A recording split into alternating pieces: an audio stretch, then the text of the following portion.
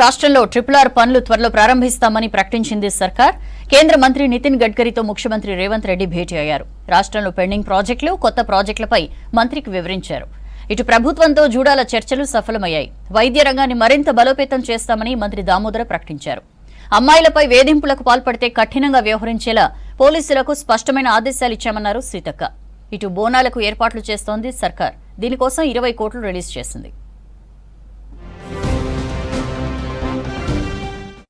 ముఖ్యమంత్రి Revanth Reddy Delhi tour continue అవుతోంది. కేంద్ర రోడ్లు రవాణా శాఖ మంత్రి గడ్కరీతో సమావేశమయ్యారు సీఎం. తెలంగాణలో జాతీయ రహదారుల అభివృద్ధి, RRR నిర్మాణం, రాష్ట్ర పరిధిలోని రోడ్ల డెవలప్మెంట్పై గడ్కరీతో చర్చించారు. సీఎం రేవంత్ వెంట డిప్యూటీ సీఎం భట్టి, రాష్ట్ర మంత్రి కోమటిరెడ్డి, పొంగులేటి, ఎమ్మెల్యే వివేక్ వెంకటస్వామి, ఎంపీ వంశీకృష్ణ ముఖ్య నేతలు పాల్గొన్నారు. గడ్కరీతో భేటీకి ముందు తెలంగాణలో రోడ్డు ప్రాజెక్టులపై మంత్రి కోమటిరెడ్డి అధికారులతో చర్చించారు సీఎం రేవంత్. గత సర్కార్ నిర్లక్ష్యం వల్లే రాష్ట్రంలో జాతీయ రహదారుల పనులు నిలిచిపోయాయన్నారు మంత్రి కోమటిరెడ్డి వెంకటరెడ్డి. RRR నిర్మాణం, నేషనల్ హైవే 65 6 లైన్ల నిర్మాణంపై గడ్కరీతో ప్రధానంగా చర్చించారు. రాష్ట్రానికి రావాల్సిన నిధులు రాబట్టడమే తమ లక్ష్యమన్నారు. 2016లో ప్రకటించిన RRR నిర్మాణాన్ని గత సర్కార్ మర్చిపోతే తమ ప్రభుత్వం వచ్చాక కదలిక మొదలైందన్నారు. యుటిలిటీ ఛార్జీలు భరిస్తామని కేంద్ర మంత్రికి చెప్పామన్నారు కోమటిరెడ్డి. రాష్ట్రానికి రావాల్సిన నిధులపై మంత్రికి ప్రెజెంటేషన్ ఇచ్చామన్నారు deputy CM Bhatti Vikramarka. RRR regional ring road అది ఒక పెద్ద వరంగా తెలంగాణ రాష్ట్రానికి మారబోయేటువంటి ఆ ప్రాజెక్టు సంబంధించి లోతుగా దానికి కావాల్సిన పూర్తి సమాచారం వారికి అందించి కేంద్ర ప్రభుత్వం నుంచి సానుకూలంగా దానిపైన పూర్తి నిర్ణయాలు చేసేటట్టుగా రాష్ట్ర ప్రభుత్వం ఈరోజు వారిని కోరటం, వారు అంగీకరించడం జరిగింది. రాష్ట్రంలో గత 5 సంవత్సరాలుగా నేషనల్ హైవే ఫండ్స్ అతి తక్కువ రాష్ట్రాలకు వచ్చిందంటే అది తెలంగాణకి. ప్లస్ దాంతోపాటు శాంక్షన్ అయిన దాన్ని కూడా ల్యాండ్ ఎక్విజిషన్ కానీ ఇతర సమస్యలని పరిష్కరించకుండా అప్పటి ప్రభుత్వం, రాష్ట్ర ప్రభుత్వం పెడచెవిన పెట్టడంతో ఎక్కడికెక్కడ పనులు ఆగిపోవడం కానీ 2016లో ఇన్ ప్రిన్సిపల్ అనౌన్స్ చేసిన రీజనల్ రింగ్ రోడ్ 2008లో MOU చేసుకుని ఆ తర్వాత దాని గురించి మర్చిపోతే గత 6 మాసాల కింద వచ్చిన మా ప్రభుత్వంలో అప్పుడు కొద్దిగా ప్రాసెస్ స్టార్ట్ చేసినాం. తెలంగాణ ఐకానిక్ గా ఢిల్లీలో తెలంగాణ భవన్ ఉంటుందన్నారు మంత్రి కోమటిరెడ్డి వెంకటరెడ్డి. 2 నెలల్లో ఢిల్లీలో తెలంగాణ భవన్ కు టెండర్లు పిలుస్తామని చెప్పారు. త్వరలో అనుమతులు పొందేందుకు ప్రయత్నాలు చేస్తున్నామని తెలిపారు.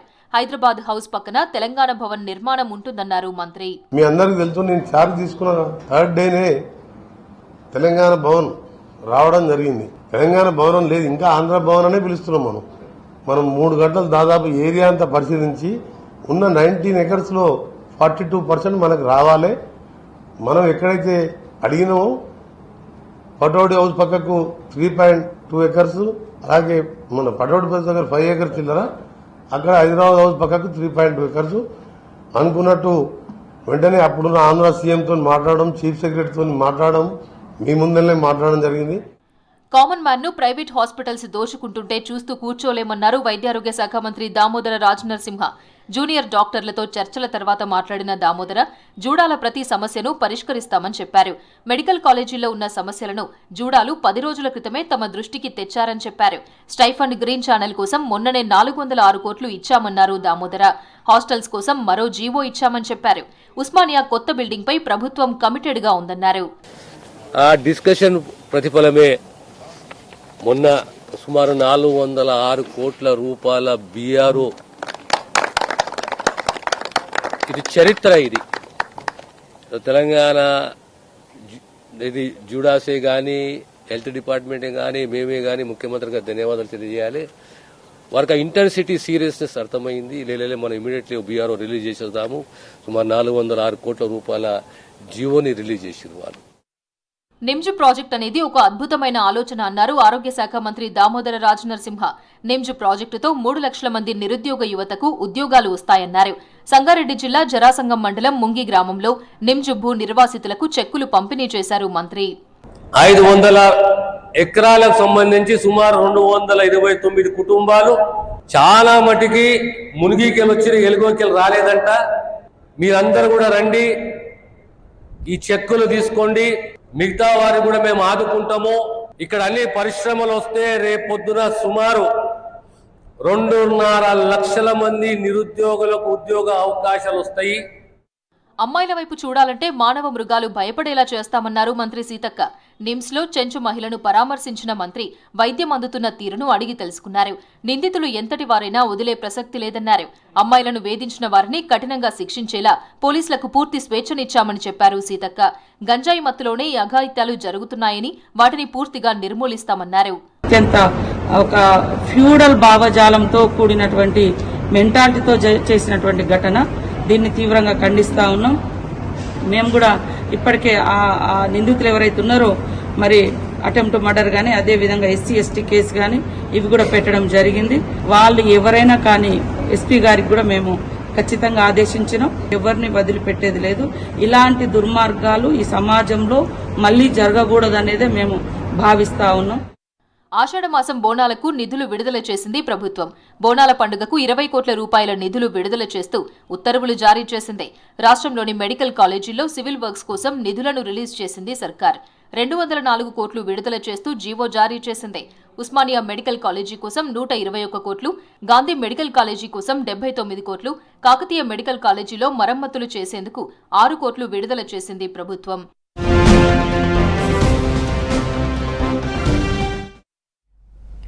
ఢిల్లీ రాష్ట్ర ప్రభుత్వ ప్రత్యేక ప్రతినిధిగా బాధ్యతలు స్వీకరించారు జితేందర్ రెడ్డి. హైకమాండ్ పిలుపుతో హస్తిన వెళ్లారు ఎమ్మెల్సీ జీవన్ రెడ్డి.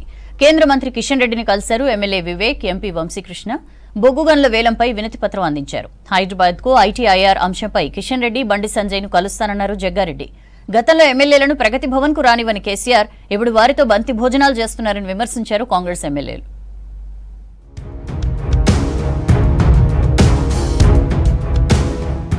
ఢిల్లీ రాష్ట్ర ప్రభుత్వ ప్రత్యేక ప్రతినిధిగా జితేందర్ రెడ్డి బాధ్యతలు స్వీకరించారు. కాంగ్రెస్ వ్యవహారాల ఇన్ఛార్జి దీపాదాస్ మున్షి, కాంగ్రెస్ ముఖ్య నేతలు కార్యక్రమానికి అటెండ్ అయ్యారు. తన ఛాంబర్లో బాధ్యతలు చేపట్టిన జితేందర్ రెడ్డికి అభినందనలు తెలిపారు మంత్రి కోమటిరెడ్డి వెంకటరెడ్డి, చెన్నూరు ఎమ్మెల్యే వివేక్ వెంకటస్వామి.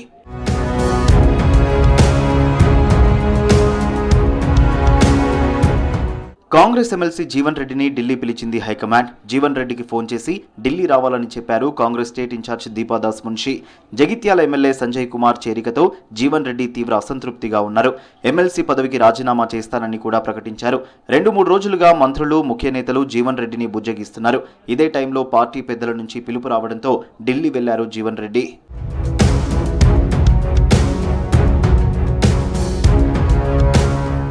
ఢిల్లీలో బొగ్గు గనుల శాఖ మంత్రి కిషన్ రెడ్డిని మర్యాదపూర్వకంగా కలిశారు చెన్నూరు ఎమ్మెల్యే వివేక్ వెంకటస్వామి, పెద్దపల్లి ఎంపీ వంశీకృష్ణ. తెలంగాణలో బొగ్గు గనులను వేలం వేయకుండా సింగరేణికి కేటాయించాలని విజ్ఞప్తి చేశారు. దీనికి సంబంధించి కిషన్ రెడ్డికి వినతి పత్రం ఇచ్చారు. ఎమ్మెల్యే వివేక్, ఎంపీ వంశీకృష్ణ విజ్ఞప్తులను పరిశీలించి నిర్ణయం తీసుకుంటామని హామీ ఇచ్చారు కిషన్ రెడ్డి.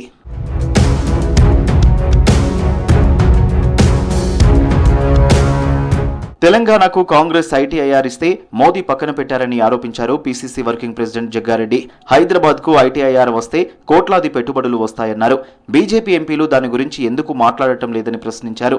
త్వరలోనే కిషన్ రెడ్డి, బండి సంజయ్ని కలిసి హైదరాబాద్కు ITIR తీసుకురావాలని రిక్వెస్ట్ చేస్తారన్నారు. తన గురించి రఘునందన్ పిచ్చిగా మాట్లాడితే బాగుండదన్నారు జగ్గారెడ్డి.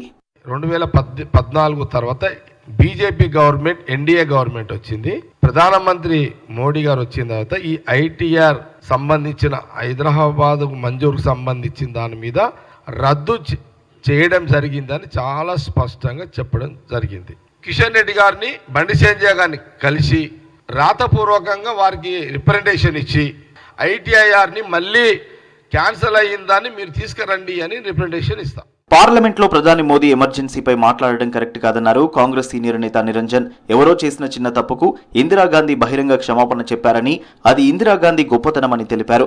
ఇందిర సమర్థవంతంగా తన పదవిని నిర్వహించారనటంలో ఎలాంటి సందేహం లేదన్నారు. మోదీ, బీజేపీ నేతలు రాహుల్ గాంధీని ఎన్ని అవమానాలకు గురి చేసినా రాహుల్ హుందాగా వ్యవహరించారన్నారు. దేశ భవిష్యత్తును దృష్టిలో పెట్టుకుని ప్రధాని మోదీ పాలన చేయాలని సూచించారు. ఇందిరాగాంధీ గారు మళ్ళా 1980లో ప్రైమ్ మినిస్టర్ అయ్యింది, ఈ దేశ ప్రజలు ఎన్నుకున్నారు అనే విషయాన్ని మాత్రం వారు ఎక్కడ చెప్పడం లేదు. బీజేపీ వారు ఇప్పటికైనా మీరు దేశ భవిష్యత్తును దృష్టిలో పెట్టుకునేసి ఈ దేశ భవిష్యత్తు గురించి అందరూ కలిసి పనిచేయాల్సినటువంటి అవసరం ఉంది. అందుకు గాను కాంగ్రెస్ను దేశించే పద్ధతిని మాడుకోండి. గతంలో ప్రగతి భవన్ కు రానివ్వని ఎమ్మెల్యేలతో కేసీఆర్ ఇప్పుడు బంతి భోజనాలు చేస్తున్నారని సెటైర్లు వేశారు ప్రభుత్వ విప్ ఆది శ్రీనివాస్. ఫేర్వెల్ పార్టీ కోసమే ఎమ్మెల్యేలను ఫామ్ హౌస్ కు పిలిపించారన్నారు. గతంలో కాంగ్రెస్ ఎమ్మెల్యేలను బీఆర్ఎస్ లోకి లాక్కున్నప్పుడు కేటీఆర్ కి ప్రజాస్వామ్యం గుర్తురాలేదా అని ప్రశ్నించారు. సీఎం రేవంత్ కాంగ్రెస్ తుఫాన్లో కేసీఆర్ కొట్టుకుపోతారని చెప్పారు రామగుండం ఎమ్మెల్యే మఖాన్ సింగ్ రాజ్ ఠాకూర్. వెందుగోళ్ల పేరిట నా కొత్త ప్లాన్ ఉంది అని చెప్పి ప్రభుత్వాన్ని కూర్చే కుట్ర ఏమైనా చేస్తున్నావు. ఒకళ్ళు చేసేదంటే అది నీ కళ అని చెప్పి విధానం చేస్తాం.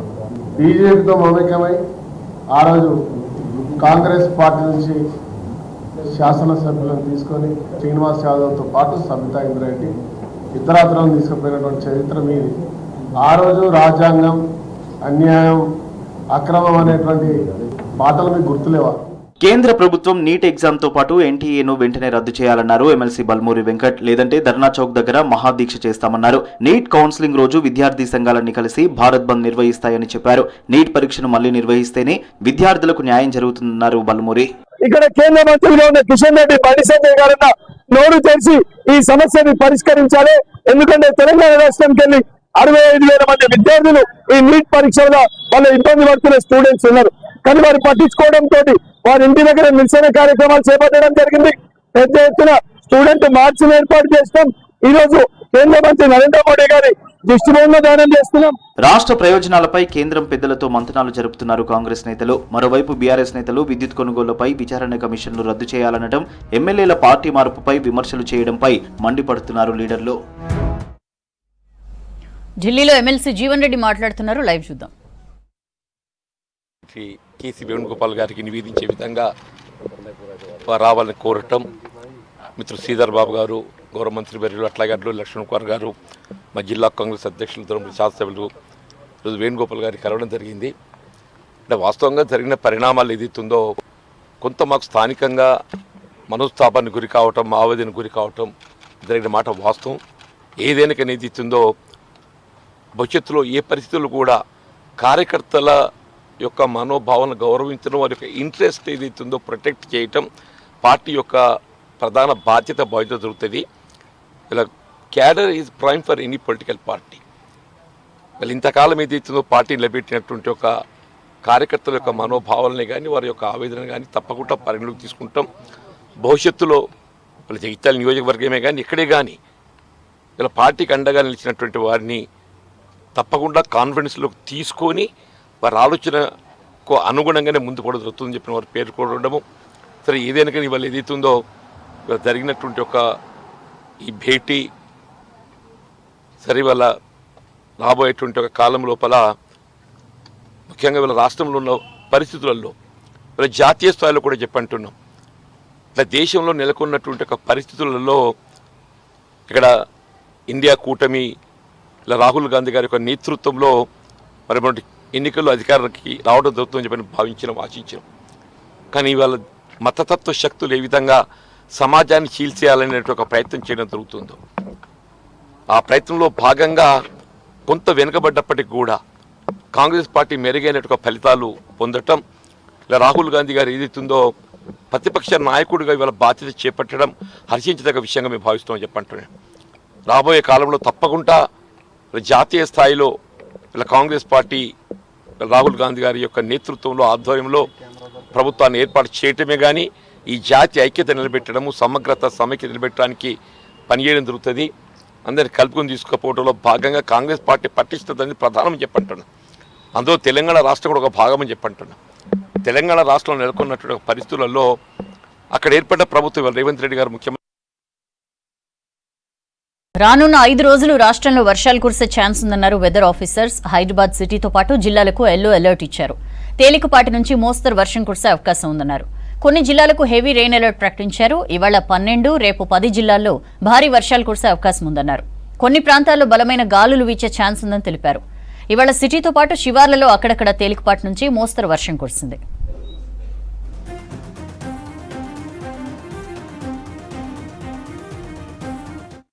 T20 క్రికెట్ వరల్డ్ కప్ సమరం తుది అంకానికి చేరుకుంది. ఫస్ట్ సెమీస్లో రేపు ఆఫ్ఘనిస్తాన్, సౌత్ ఆఫ్రికా, సెకండ్ సెమీఫైనల్లో భారత్, ఇంగ్లాండ్ తలపడనున్నాయి. అయితే ఈసారి హేమీలను ఓడించి ఫస్ట్ టైం సెమీస్ చేరిన ఆఫ్ఘనిస్తాన్ పైనే అందరి చూపు ఉంది.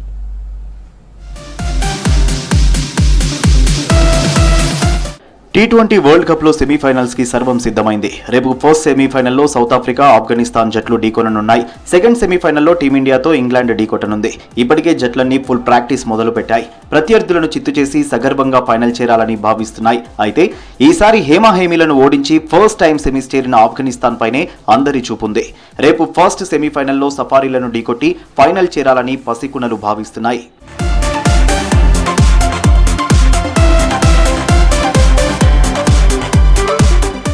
ఆఫ్ఘనిస్తాన్తో పోల్చితే సౌత్ ఆఫ్రికా అన్ని రంగాల్లో బలంగా ఉంది.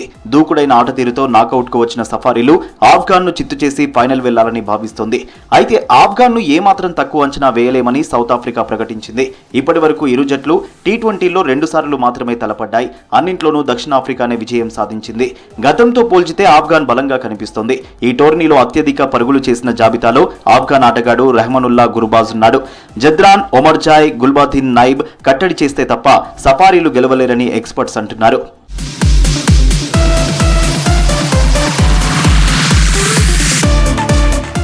లీగ్ స్టేజ్ సూపర్ 8 పోరులో దక్షిణాఫ్రికా అజేయంగా నిలిచి సెమీస్ కు దూసుకొచ్చింది. ఆ జట్టులో captain Markram, Klaasen, David Miller, de Kock మంచి ఫామ్ లో ఉన్నారు.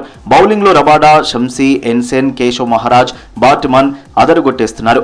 సెమీఫైనల్లో ఇదే ప్రదర్శన దక్షిణాఫ్రికా చేస్తే విజయం ఈజీనే కానుంది. ఇక మ్యాచ్ కు వర్షం ఉండకపోవచ్చని వాతావరణ శాఖ వెల్లడించింది.